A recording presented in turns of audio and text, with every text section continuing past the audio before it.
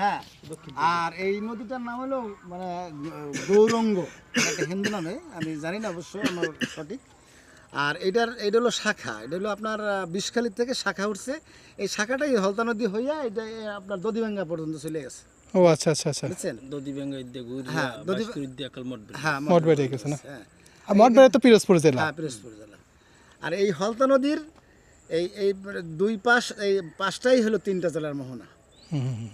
একটা হলো আপনার বরগুনা ডিস্ট্রিক্ট বামনা থানাধীন বাইজোরা গ্রাম, হুম। আর একটা হলো আপনার জালকাঠি ডিস্ট্রিক্ট কাঠালিয়া থানার জোরখালি গ্রাম, আর এটা হলো আপনার মঠবাড়ি থানাধীন দাউদখালী ইউনিয়নের রাজারহাট, না দাঁতখালি দেবত্র গ্রাম, মানে দাউদখালী ইউনিয়নের, হ্যাঁ, দেবত্র 3 নম্বর ওয়ার্ড দেবত্র গ্রাম। রাজারহাট, দেবত্র রাজারহাট। রাজারহাট।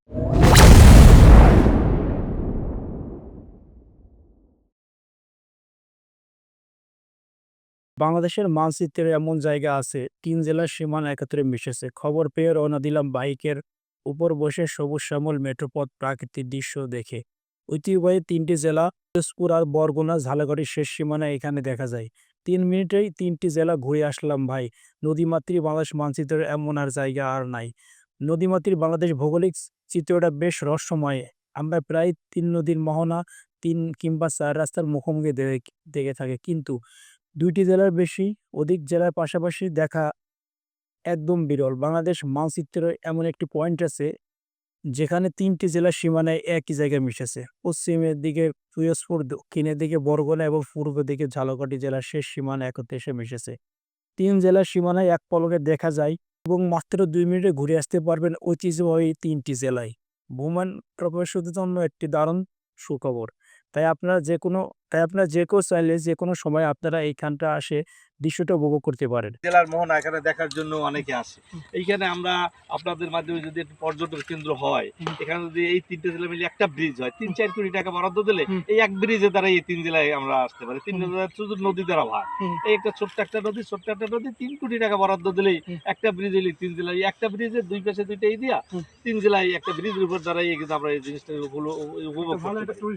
হ্যাঁ, একটা টুরিস্ট সেন্টার হয়। যদি আপনাদের মাধ্যমে যদি গভর্নমেন্টের দৃষ্টিগোচর হয় যে না 3টে জেলা এখানে সুন্দর একটা এসে পর্যটন কেন্দ্র স্থাপন করা যায় এবং সে আলোকে যদি সরকার এখানে কিছু বরাদ্দ দেয়, তাহলে দেখা যায় 3 জেলার মানুষ, তারপরে স্থানীয় যারা আছি, মানে আমার যা কমিটি আছে, স্কুলের শিক্ষার্থীরা মাঝে মাঝে অসুস্থ হয়ে পড়ে বাটার ধোয়ার কারণে।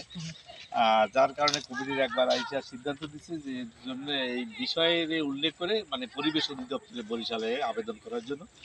আমি আজকে থেকে আরও 1 বছর আগে আমি পরিবেশ অধিদপ্তরে আবেদন করছি আমি নিজে, এবং আবেদন করার পরে আমাকে ডাকছে, নোটিশ দিচ্ছে। তারা নোটিশ দেওয়ার পরে আমি ওখানে সরজমিনে আমার তাদের অফিসে উপস্থিত হয়েছি এবং বাটা কর্তৃপক্ষ যারা ছিল তারাও উপস্থিত হয়েছে। উপস্থিত বলছে যে ঠিক আছে, স্কুলের সাথে তো এভাবে তো আসলে বাটা চালানো যায় না, পরবর্তী বছর আর বাটা থাকবে না। দেখা গেল যে পরিবেশ অধিদপ্তরে যারা আছে তারা বিষয়টা তারা সব দেখতেছে এবং তাদের বিরুদ্ধে শুধু আমরা একারাই অভিযোগ করতেছি না, এ ব্যাপারে অসংখ্য অভিযোগ আছে। ইউনিয়নের যে চেয়ারম্যান আছে এর বিরুদ্ধে লিখছেন, এবং উপরের যে থানার ইউনিয়ন পরিষদের চেয়ারম্যান আছে তারা লিখছেন।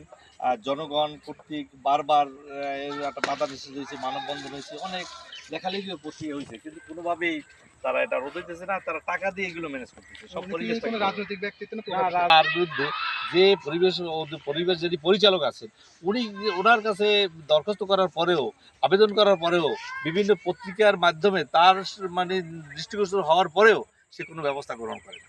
এখানে যারা আছে লোকাল যারা তারা টাকা দিয়ে ম্যানেজ করে এবং সবাই এটা সিন্ডিকেটের মাধ্যমে টাকা পয়সা খায়, সিন্ডিকেটের মাধ্যমে ঠান্ডা হয়ে যাচ্ছে। এই ব্যাপারে অসংখ্য মানুষ এখানে আসে। এই জায়গার 3টে